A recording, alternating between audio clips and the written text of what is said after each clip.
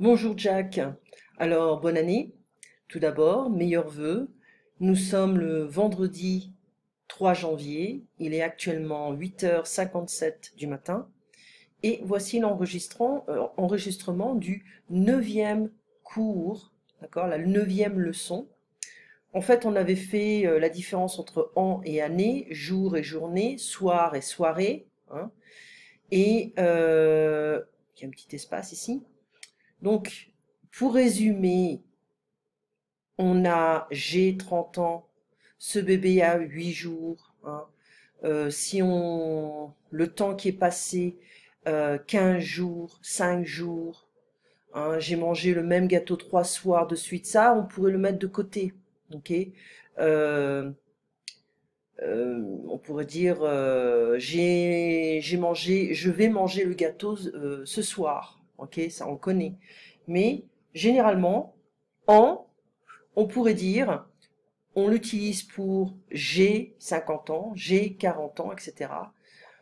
Voilà, ici, on revient sur ils se sont mariés il y a 30 ans, donc on utilise avec l'expression il y a, d'accord? Je reviens avec en. Euh, voilà, j'essaie de trouver, il n'y a pas beaucoup d'espace. Voilà, alors année, on peut l'utiliser également cette année, l'année dernière, l'année prochaine, ok? Cette année-là. Donc l'année 2015, j'ai beaucoup travaillé cette année-là, d'accord? Voilà un petit peu. Tu pars pour combien d'années en Afrique, en France, ok? Quelle année? What a year? Tous les ans, d'accord? Donc on essaie de voir que on utilise, c'est pas très bien organisé ici, mais on utilise en fait en année avec des expressions particulières. Alors ici, je t'ai envoyé, voilà, on utilise en, année, pour indiquer l'âge, 30 ans, 40 ans, 50 ans, d'accord, pour indiquer une période de 12 mois, ou une année, hein. Cette période peut commencer à n'importe quel moment de l'année, par exemple de mars à mars ou de juillet à juillet. Julie a vécu 1 an à Londres. On sait qu'elle a passé 12 mois. On ne sait pas de quel mois à quel mois, mais on sait qu'elle a passé 12 mois là-bas. Pour indiquer une durée, donc une période de 12 mois et une durée, Max et Agnès se sont rencontrés il y a 6 ans, donc on pourrait dire, on utilise ça avec l'expression il y a. Et puis dans des expressions, le jour de l'an, hein, on l'a vu. Ça c'est une expression idiomatique, sans soucier comme de l'an 40, c'est-à-dire we don't care. Donc, les deux mots an et année peuvent s'utiliser dans certains cas. Nous voyagerons aux États-Unis l'an prochain ou l'année prochaine. Voilà, les deux sont bons. Julien a passé 4 ans ou 4 années en Italie. Est-ce que vous fêterez le nouvel an ou la nouvelle année ensemble? Voilà, on a toujours deux possibilités. D'accord? Donc, une option n'est pas meilleure que l'autre. Alors ici, année, pour indiquer une durée approximative. De plus, il est souvent suivi d'un adjectif.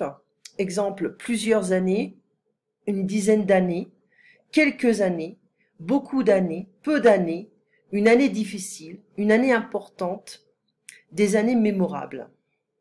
On peut également dire, voilà, l'année prochaine, l'année dernière, euh, et puis cette année-là. Donc c'est quelque part dans l'année, on ne donne pas une date précise, d'accord? Pour faire des vœux à l'occasion du nouvel an, bonne année, une année pleine de joie et de bonheur, ok.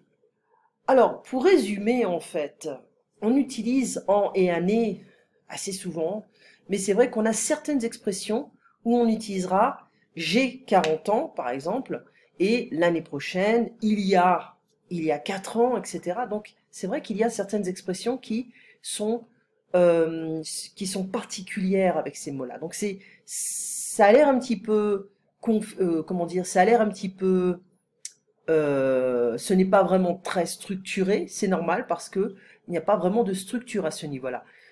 On peut dire, voilà, il y a une durée approximative de 12 ans, une durée approximative ou une durée précise. C'est pas toujours précis en fait. D'accord? Alors, ensuite, on a... je t'ai envoyé une vidéo également, hein, tu peux regarder. Et on a jour, attends, je reviens au début, jour et journée. Alors, il y a 4 jours, il y a 8 jours, donc on l'utilise avec il y a. Et je vais venir avec toutes ces expressions ici. Il y a, hein, voilà. Euh, bonne journée, bonjour quand on arrive dans un magasin. Passez une bonne journée, have a nice day, hein, voilà. Ensuite, bonne journée, bonne soirée, voilà.